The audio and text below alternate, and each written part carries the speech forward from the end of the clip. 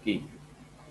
तो आज के लेक्चर के अंदर हम पढ़ने वाले हैं कि इमेजेस को अपडेट किया कैसे किया जाता है और उसको एडिट कैसे किया जाता है। ठीक है। तो लास्ट लेक्चर के अंदर हमने क्या पढ़ा था कि जो सिलेक्ट बॉक्स था उसको हमने थर्ड ऑपरेशन करवाया था, और जो इमेज थी फाइल थी उसको मैंने क्या करवाया था, सिर्फ अप इंसर्ट करवाया था और व्यू करवाया था, उससे ज़्यादा कुछ नहीं किया था उसके अंदर। ठीक है। और डिलीट और अपडेट वाला पार्ट था वो थोड़ा लेंदी था, तो हमने उसको नेक्स्ट आज के लेक्चर के लिए बचा के रखा था। ठीक है। तो आज के लेक्चर के अंदर हम क्या करने वाले हैं कि जो भी हमने इमेजेस दी हुई है उसको हम डिलीट करवाएंगे और उसको अपडेट करवाएंगे। ठीक है। तो पहले यहाँ पे मैं 2-3 रिकॉर्ड ऐड कर देता हूँ। यहाँ पे हमारे पास एक रिकॉर्ड तो है ही ऑलरेडी, तो यहाँ पे मैं 2-3 रिकॉर्ड ऐड कर रहा हूँ। ठीक है। यहाँ पे मैं कोई इमेज ले रहा हूँ, उस इमेज को अपलोड भी कर रहा हूँ। अब देखो इमेज आ रही है कि नहीं आ रही, आ रही है सही से। ठीक है। तो 2-3 इमेज में एक साथ पोस्ट कर रहा हूँ ताकि हमें अच्छे से डिलीट भी कर सकते हैं और अपडेट भी करेंगे, तो हमें पता चलेगा कि किस तरीके से इमेज हमारी अपडेट हो रही है। ठीक है। आगे तो हमारे पास यहाँ पे एग्जैक्टली 3 रिकॉर्ड है। तो पहली बात तो ये है कि इसके अंदर जो भी हमें रिकॉर्ड मिल रहा है, ठीक है, उस रिकॉर्ड को कैसे हमें डिलीट करना है। जो हमने फोल्डर के अंदर भी इमेजेस अटैच करवाई थी, ठीक है, उसको हम कैसे फोल्डर में से भी डिलीट करना है, मतलब फाइल के अंदर से भी मुझे डिलीट करवाना है, और हमारा जो डेटाबेस था उसके अंदर से भी मुझे डेटा को डिलीट करवाना है। तो ये चीज़ थी इसके अंदर। इस आपको कोडिंग दिखा रहा हूँ। ठीक है। अभी आपको देखना चालू हो जाएगा यहाँ पे। तो यहाँ पे देखो फॉर्म है और ये हमारा व्यू है। ठीक है। 2 चीज़ें हमारे पास।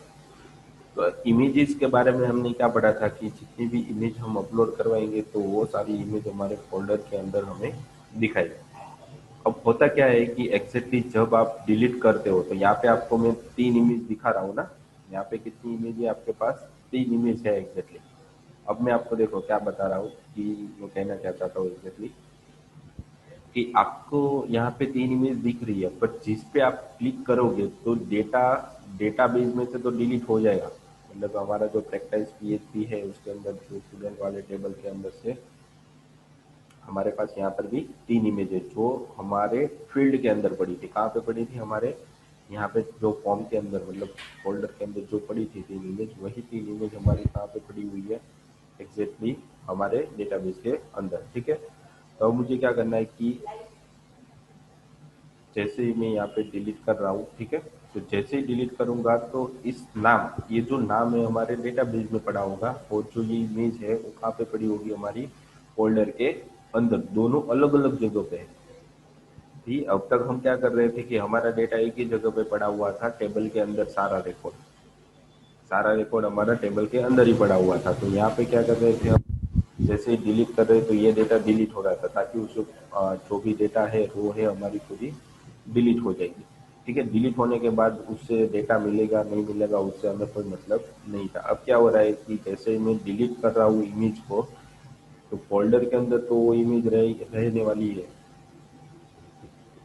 ठीक है। वो इमेज फोल्डर के अंदर तो रहेगी, वो वहाँ से डिलीट नहीं हो रही है। तो हमें दिक्कत क्या है कि जैसे ही हम डिलीट कर रहे हैं तो फोल्डर में भी वो इमेज चेक करे कि ये इमेज है, तो उसको फोल्डर में से भी डिलीट करनी है। बाकी तो आपने कोड डिलीट का यहाँ पे किया हुआ है, वो तो चलने वाला ही है, उसमें कोई दिक्कत नहीं है। अब मुझे करना क्या है कि मुझे फोल्डर में से भी उस इमेज को डिलीट करना है। तो उसके लिए मुझे क्या करना पड़ेगा? जैसे मैं डिलीट पे क्लिक कर रहा हूँ तो हम यहाँ पे आ जाएंगे। यहाँ पे मुझे उसकी आईडी मिल रही है, तो मुझे पहले क्या करना है कि उसके अंदर जो इमेज पड़ी है टेबल में ने, मेन तो यहाँ पे पड़ी होगी, जिसपे मैं समथिंग 18 नंबर की आईडी पे क्लिक करूंगा, कि यू पे डिलीट पे क्लिक करूंगा तो 18 नंबर की आईडी मुझे मिलेगी। तो इसका सारा रिकॉर्ड मुझे चाहिए, क्योंकि मुझे पता भी तो होना चाहिए कि ये जो इमेज का नाम है, इस इमेज को ही डिलीट करना है, मुझे सारी इमेज को डिलीट नहीं करना। तो पहले मुझे क्या करवाना पड़ेगा कि 18 नंबर की आईडी, मतलब या जिस पे भी आप क्लिक करो, डिलीट पे क्लिक करोगे तो उसकी आईडी मुझे मिलेगी। तो उस आईडी का जितना भी डेटा है उसमें से मुझे सिर्फ इमेज चाहिए, इमेज का नाम। क्यों? क्योंकि वो जो जो इमेज का नाम मुझे मिलेगा उसको मैं इस फोल्डर में चेक कराऊंगा, जहां पर भी मैच होगा उसको यहाँ से डिलीट कर देगा। समझ में आया ये चीज? ठीक है, बाकी तो हो ही रहा है, पर फोल्डर में से डिलीट नहीं होगा। देखो मैं आपको दिखा भी रहा हूँ यहाँ से, जैसे आप डिलीट कर रहे हो, ठीक है, यहाँ पे हमारे पास 3 फोल्डर में पड़ी थी और 3 हमारे टेबल में पड़ी थी, दोनों में थी। तो पहली इमेज का नाम क्या था? स्नैपचैट था। जैसे ही मैं इसको डिलीट करूंगा तो देखो डेटाबेस में से तो वो चला गया होगा, स्नैपचैट वाला चला गया, पर हमारा जो फोल्डर है उसमें से वो इमेज डिलीट नहीं हुई है। इसका आप रिफ्रेश करोगे तो भी आपकी चैप स्नैपचैट वाली इमेज रहने वाली है। मतलब हम जितना भी डेटा इकट्ठा, जितने भी फाइल अपलोड करेंगे, ठीक है, तो सारा कुछ हमारा इमेज के अंदर आ जाएगा, इमेज नाम का फोल्डर के अंदर आने वाला है।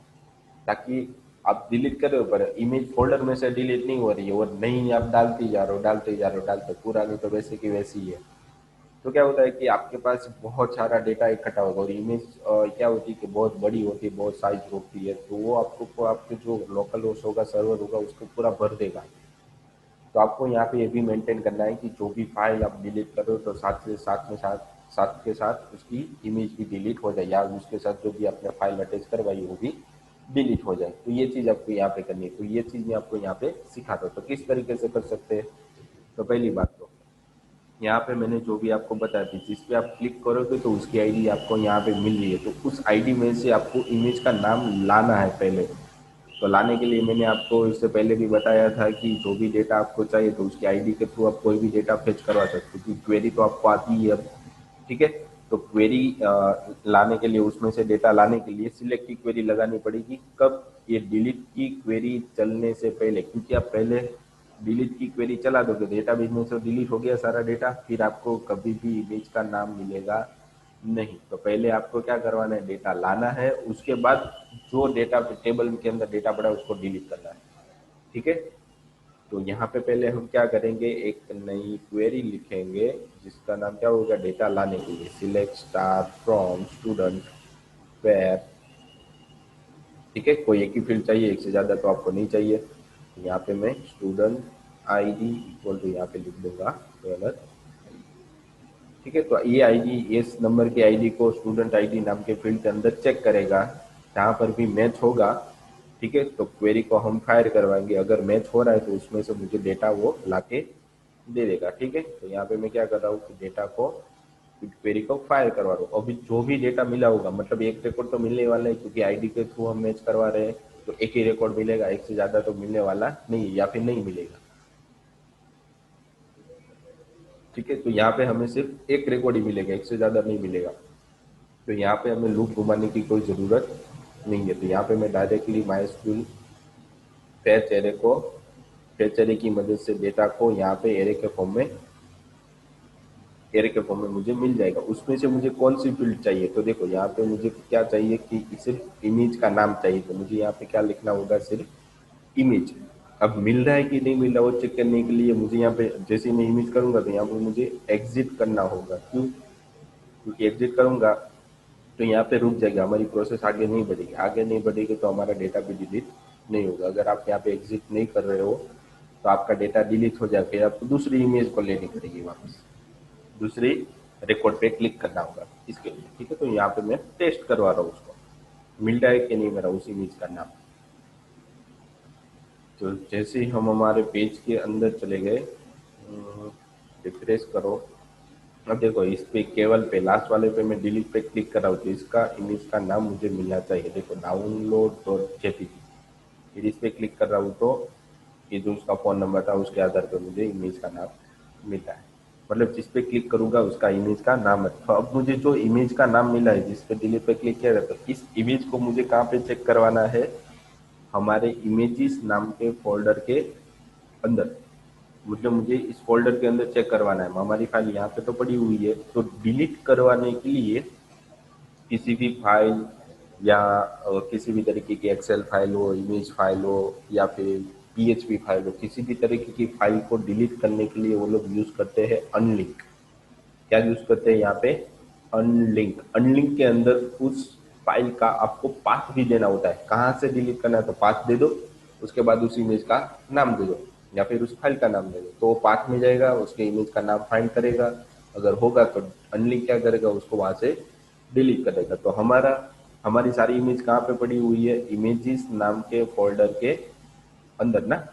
तो मुझे यहाँ पे क्या देना पड़ेगा, पहले तो पाथ देना पड़ेगा इमेजेस स्लैश, फिर ज्वाइन भी करवाना पड़ेगा किसको, तो इसके अंदर मुझे इमेज का नाम मिल रहा है ना, तो मैं इसको यहाँ से कॉपी कर रहा हूँ और डॉट करने के बाद इसको ज्वाइन करवा रहा हूँ यहाँ से। तो मुझे यहाँ पे इमेज का नाम मिल गया, और कहाँ पे करवाना है, तो इमेजेस नाम के फोल्डर के अंदर इमेज को ढूंढेगा और उसको यहाँ से डिलीट कर देगा। अब देखो जैसे ही मैं हमारा डेटा डिलीट कर रहा हूँ, तो ऑटोमेटिकली क्या हो जाएगा कि हमारे फोल्डर में से भी उस इमेज का नाम यहाँ से डिलीट हो जाएगा, मतलब पूरी इमेज ही चली जाएगी, डिलीट हो जाएगी, फाइल ही डिलीट हो जाएगी। ठीक है, अब देखते हैं, रिफ्रेश करो, रिफ्रेश कर दिया, तो यहाँ पे आपको 3 इमेज दिखा रहा है, उसमें से 2 ही हो जाएगी। ठीक है, और यहाँ पे तो 2 है ऑलरेडी, तो 1 हो जाएगी। तो देखो यहाँ पे मैं जैसे डिलीट कर रहा हूँ फर्स्ट को, तो डेटाबेस में से तो गया, यहाँ पे चेक कर लेते हैं, अब गया ना। तो जो फोन नंबर वाली इमेज थी वो डिलीट हो जानी चाहिए, तो यहाँ पे देखो चली गई। ठीक है, फोन नंबर वाली इमेज यहाँ पे दिख नहीं रही है, 3 थी तो हमारे पास क्या हो गई, 2 हो गई। तो इसकी मदद से हम डिलीट भी करवा सकते हैं। अगर यहाँ पे कुछ भी एरर आ रही है तो इसके पहले आपको क्या लिख देना है, एट द रेट दे देना है। इस लाइन पे एरर आपको दिखा है तो यहाँ पे आपको एट द रेट लिखना है, मतलब पुट करना है वहाँ पे। ठीक है, अब देखो आप इस रिफ्रेश करोगे तो 19 नंबर की इमेज आपको मिलने वाली नहीं है, तो एरर देगा, क्योंकि मैंने वहाँ पे एट द रेट लिख दिया है, इसलिए एरर वो नहीं दे रहा। ठीक है, तो ये चीज़ इसके अंदर थी। ठीक है, तो डिलीट किस तरीके से होता है आपको पता चल गया, उसका कॉन्सेप्ट क्या था। लिखना सिर्फ इतना ही है, आपको बहुत ही कम है, पर उसको समझना है अच्छी तरीके से। ठीक है, कहाँ पे आपको डेटा मिलेगा, किस तरीके से मिलेगा, ये क्यों करवाना पड़ेगा, यहाँ पर ही क्यों करना पड़ेगा, इसके नीचे क्यों नहीं कर सकते। तो ये सारी चीज़ें इसको आपको मेंटेन भी करके रखनी है, क्योंकि यहाँ पे करेंगे तो डेटा बेस में तो डेटा ही डिलीट हो रहा है, तो इमेज तो मिलेगी ही नहीं, क्योंकि आपने इसको बाद में लिखा है। ठीक है, ये भी लॉजिक आपको इसके अंदर थोड़ा बहुत तो लगाना ही पड़ेगा, तभी आपको डेटा को कैसे फैच करना है, मैनेज करना है, वो आपको पता चलेगा।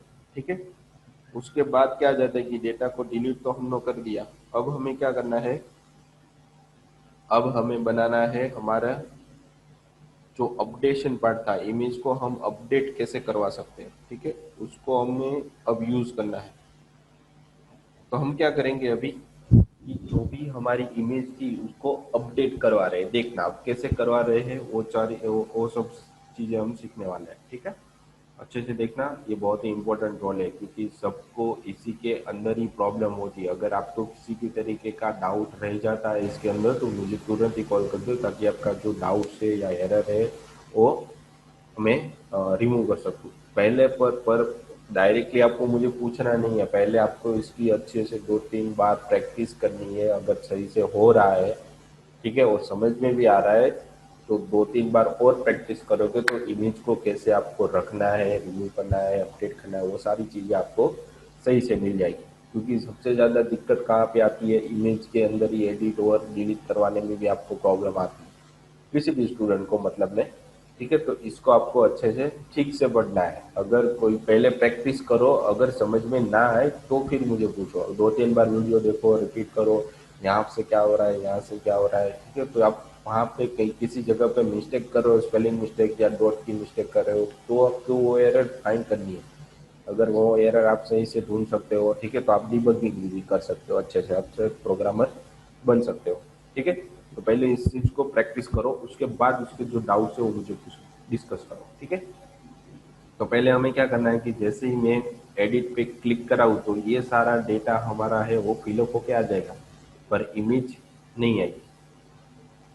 तो बाकी सब तो आ गया, तो मुझे यहाँ पे इमेज देखनी है, कौन सी इमेज है।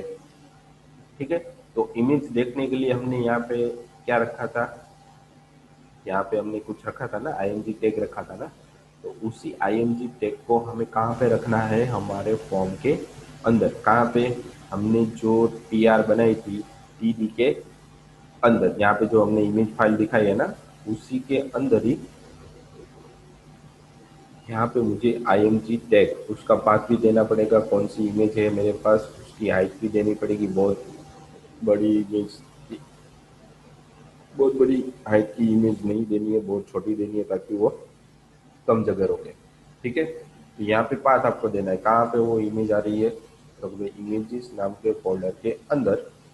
और वैल्यू आपको कहाँ से मिल रही है सारी, तो कि आपका ये फंक्शन चलने वाला है ना, तो आपको इसके अंदर से मिलेगी। तो इसको मैं कॉपी कर रहा हूँ और हमारा जो पाथ था उसके बाद में यहाँ पे पीएचपी के फॉर्म में लिख रहा हूँ, क्योंकि डबल कोट में पीएचपी इजीली चलेगा, क्योंकि ये क्या है, इम्प्योर स्ट्रिंग है। मैं बार बार आपको इसको याद दिला रहा हूँ, क्योंकि ये बहुत ही इंपॉर्टेंट रोल प्ले करने वाला है आगे जाने के बाद। आपको कब डबल कोट चाहिए, कब सिंगल कोट चाहिए, तो ये भी आपको मेंटेन करना है। यहाँ पे आपने सिंगल कोट रख दिया तो कुछ दिखेगा नहीं, डबल कोट रख रहे हो तो आपकी इमेज के अंदर जो भी वैल्यू होगी वो भी प्रिंट होगी। ठीक है, तो अब देखते हैं इसको। जैसे ही मैं यहाँ पे रिफ्रेश करने के बाद एडिट करूँगा तो हमारी जो इमेज वहाँ पे थी यहाँ पर भी दिखनी चालू हो जाएगी। तो अलग अलग पेज के अंदर हमने जो अलग अलग वेरिएबल लिए उसको यूज करना है, बाकी सब कुछ सेम रहने वाला है। पर इसके अंदर जो वैल्यू आती है, नाम आता है, टेबल में से जो नाम आता है वो फॉर्म के अंदर अलग वेरिएबल में आता है और व्यू के अंदर अलग वेरिएबल के अंदर आता है। तो ये आपको याद रखना है कि सिर्फ यहाँ पर ही चेंजेस हो रहा है। देखो यहाँ पे क्यू यू टू हो रहा है, क्योंकि इस वेरिएबल के अंदर हमने सारा डेटा लिया है एरे के फॉर्म में, और यहाँ पे हमने कहाँ पे लिया है, क्यू यू ई 2 के अंदर लिया। तो अलग अलग पेज में अलग अलग वेरिएबल हो सकते हैं, तो इसको आपको मेंटेन करके रखना है। वेरिएबल को समझना है, तो इस पेज के अंदर कौन सा वेरिएबल है, वो पेज के अंदर कौन सा वेरिएबल है। ठीक है, अब देखो डेटा आ तो गया है। अब देखो, अब मैं आपको यहाँ पे बता रहा हूँ कि हमारे जितने भी पेज थे, जितने भी फॉर्म थे, उस फॉर्म के अंदर हम इनबिल्ट वैल्यू डाल सकते हैं। देखो इनबिल्ट वैल्यू डाल दी ना हमने सब में, सिलेक्ट बॉक्स में डाल दी, चेक बॉक्स में, रेडियो में, यहाँ पे तो हम ऑलरेडी टेक्स्ट बॉक्स में तो लिख ही सकते हैं। ठीक है, पर चूज फाइल है, मतलब जो फाइल हम ऐड करवाते हैं, तो उसके अंदर मैन्युअली कभी भी उस फाइल का नाम ऐड नहीं करवा सकते।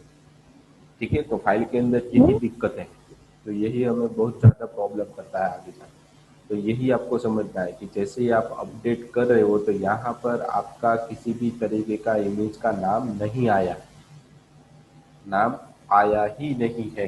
तो जैसे मैं अपडेट करूँगा तो हमारी फाइल जैसे ही पोस्ट होगी तो इसके अंदर तो कुछ है ही नहीं। ठीक है, कुछ नहीं है तो डेटा हमारा जब भी पोस्ट होगा तो यहाँ पर भी मुझे इमेज का नाम मिलने वाला नहीं है। इमेज का नाम नहीं मिलेगा तो हमारी इमेज अपलोड भी नहीं होगी। अपलोड नहीं होगी तो हमारी इमेज यहाँ से अपडेट भी नहीं होने वाली है। क्या होगी, अपडेट भी नहीं होगी। तो मुझे यहाँ पे सब कुछ मैन्युअली करना पड़ेगा। मैन्युअली किस तरीके से, तो डेटाबेस में तो एज इट इज पड़ा हुआ ही है, अभी हमारी इमेज का नाम भी पड़ा है और हमारे फोल्डर के अंदर भी इमेज पड़ी हुई है। तो जैसे ही मैं अपडेट पे क्लिक करूंगा, अगर मुझे इमेज के अंदर यहाँ पे कुछ भी नहीं मिल रहा पोस्ट के फॉर्म में, मैंने अपडेट कर दिया पर मैंने वापिस यहाँ से उसको सिलेक्ट नहीं किया, जैसे ही मैंने अपडेट करूंगा तो यहाँ पे तो कुछ है ही नहीं, ब्लैंक ही है।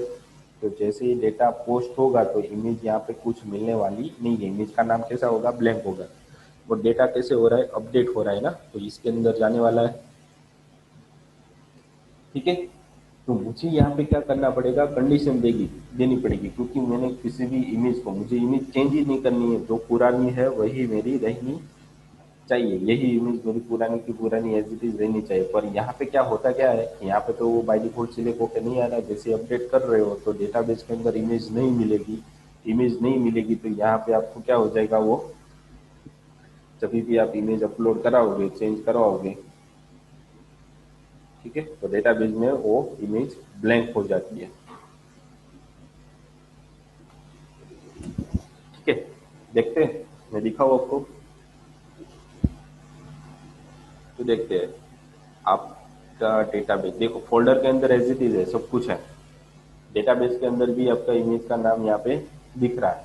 अब देखो, जैसे मैं अपडेट कर रहा हूँ तो यहाँ से कोई भी इमेज पास नहीं हो रही है। पास नहीं होगी तो इमेज जब भी अपडेट होगी तो यहाँ पर क्या हो जाएगी, ब्लैंक हो जाएगी।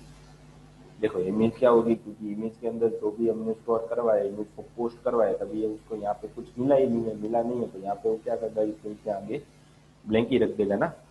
पर फोल्डर के अंदर एज इट इज है, उसके अंदर हमने कुछ भी किया नहीं है, तो इमेज के अंदर तो और फोल्डर के अंदर तो एज इट इज पड़ा हुआ ही है वो इमेज। ठीक है, अब मुझे चीज ये जाननी थी, जो भी मैंने इमेज यहाँ पे डाली थी, अगर मुझे यहाँ पे किसी भी तरीके की इमेज मैंने नहीं डाली, पुरानी इमेज ही मुझे सेव करवानी है, तो मुझे यहाँ पे क्या करवाना पड़ेगा?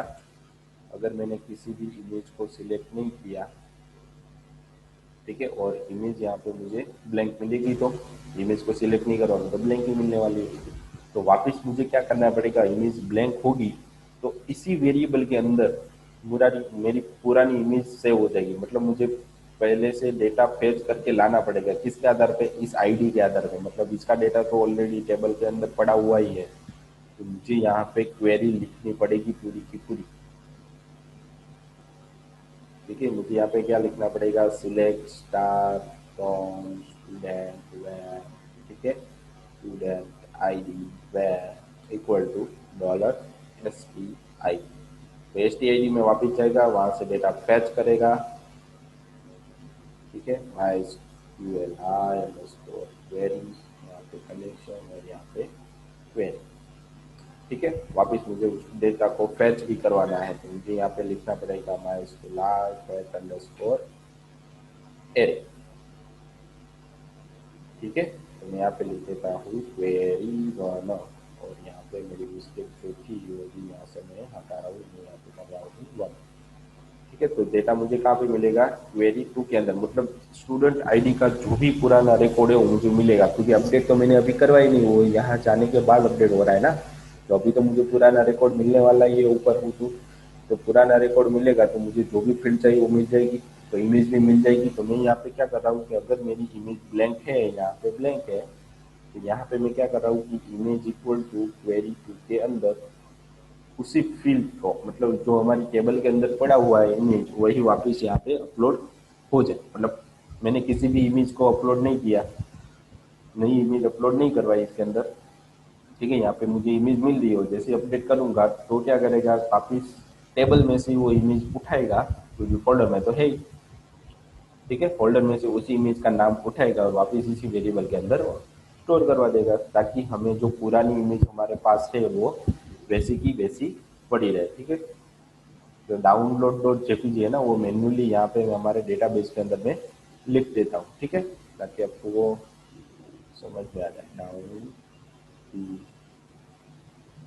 डॉट जेपीजी, ठीक है। आप देखो, रिफ्रेश करोगे तो यहाँ पे आपको इमेज मिल रही है।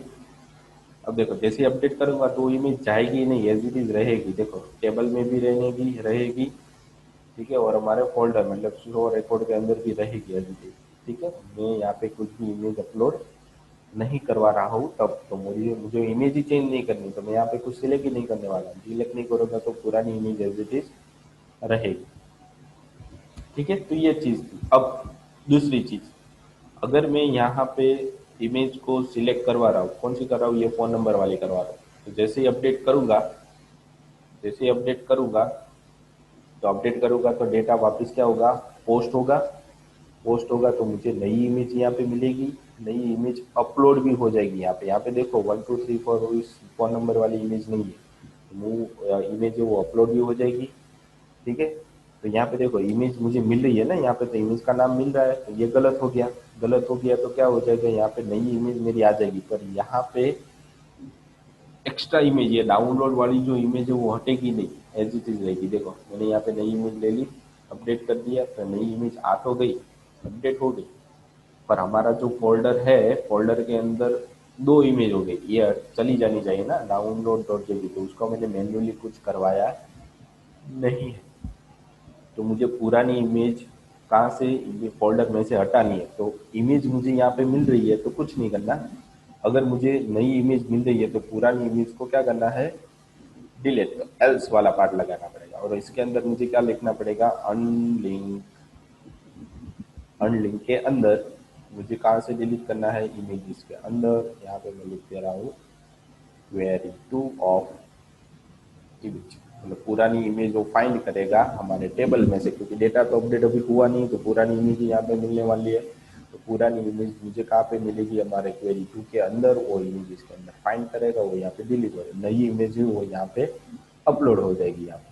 ठीक है, तो इस तरीके से आप इमेज का पूरे का पूरा अपडेशन यहाँ पे करवा सकते हो। ठीक है, अब देखो यहाँ पे एक्स्ट्रा इमेज कभी भी आएगी ही नहीं।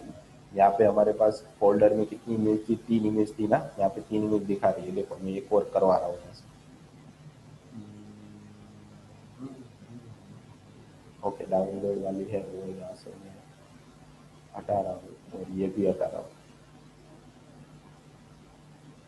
ठीक है, अब एक इमेज होगी तो हमें सही से वो पता चलेगा भाई किस तरीके से ये वर्किंग होता है। ठीक है, रिफ्रेश करो। एडिट कर रहे हैं, मुझे यहाँ पे इमेज अपलोड नहीं करवानी, तो पुरानी की पुरानी इमेज मुझे मिलनी चाहिए। चल रहा है। अब मैं यहाँ पे नई इमेज अपलोड करवा रहा हूँ। डाउनलोड दो,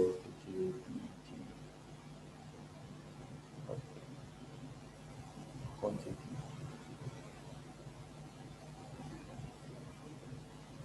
ओके, नंबर वाली थी हमारे पास, तो मैं डाउनलोड वाली यहाँ पे सिलेक्ट करवा रहा हूँ। ठीक है, यहाँ पे मैं सिलेक्ट डाउनलोड वाली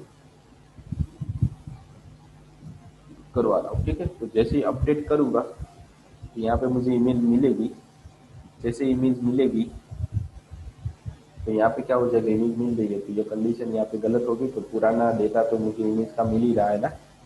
तो कहाँ पे चला गया, एल्स में अंदर। एल्स में अंदर जो ये पुरानी इमेज थी, अभी नई इमेज अपलोड नहीं हुई, जैसे मैं सबमिट करूंगा तो पुरानी इमेज को यहाँ से डिलीट करेगा और नई इमेज इसकी मदद से यहाँ पे अपलोड कर देगा। अब देखो, तो एक डिलीट हो जाएगी और एक आ जाएगी। हो गया, नई इमेज आ गई तो पुरानी वहां से डिलीट हो जानी चली गई। नंबर वाली जो इमेज थी वो हमारी यहाँ से निकल गई ना। ठीक है, तो इस तरीके से हम इमेज को अपलोड करवा सकते हैं। तो ये चीज़ आज के लेक्चर के अंदर आपको पढ़नी थी। ठीक है, तो सही से आपको इसको समझना है, इमेज की अपडेशन, उसकी डिलीशन। ठीक है, बहुत ही इंपॉर्टेंट रोल अदा करता है इसके लेक्चर के अंदर। ठीक है, जो भी आपका फॉर्म है, फॉर्म के अंदर बहुत ही इंपॉर्टेंट रोल है इसका, इमेज का। आगे जाने के बाद इमेज जब भी आप अपलोड करवाओगे तो उसकी प्रैक्टिस भी आपको बहुत अच्छे से इसके अंदर करनी। ठीक है, तो आज के लेक्चर के अंदर इतना ही था। नेक्स्ट लेक्चर के अंदर हम टेम्पलेट को कैसे कन्वर्ट कर सकते हैं हमारे पीएचपी के अंदर, वो चीज़ समझने वाले हैं। ठीक है, तो जितना भी था इंसर्ट अपडेट डिलीट, तो इसकी अच्छे से 2 दिन के अंदर प्रैक्टिस कर लेना। ठीक है, क्योंकि बहुत ही आगे इसका यूज़ होने वाला है। जब भी आप बनाओगे तो इंसर्ट अपडेट डिलीट को बनाना है। ठीक है, इसके आगे आपको और ज़्यादा इंक्वायरी चाहिए तो मैं उसके आगे अब लेक्चर के अंदर प्रोजेक्ट की तरफ हम जा रहे हैं। ठीक है, नेक्स्ट टॉपिक के बारे में हम पढ़ने वाले हैं कि टॉपिक टेम्पलेट को कैसे सेट करवा सकते हैं हम, तो उसके बारे में हम पढ़ने वाले हैं कोर के। तो ये चीज़ पहले आपको आनी चाहिए, क्योंकि वहाँ पे डिफरेंट है, पर ये चीज़ उसके अंदर यूज़ होगी बहुत ही ज़्यादा। 80% वो यूज़ यहाँ पे होने वाला है, जो भी मैंने आपको बता रहा हूँ। ठीक है, तो ये चीज़ आपको यहाँ पे सीखनी थी। ठीक है, तो जैसे ही हमारा लेक्चर ख़त्म हो रहा है तो लेक्चर के रिगार्डिंग यहाँ पे आपको 3 क्वेश्चन दिए गए हैं जो आपको सबमिट करवाने रहेंगे आपके RNWIT एप्लीकेशन के अंदर। ठीक है, जिसकी मदद से आपकी अटेंडेंस वहाँ पे हो जाएगी। ठीक है, तो आज के लेक्चर के लिए इतना ही था। Thank you.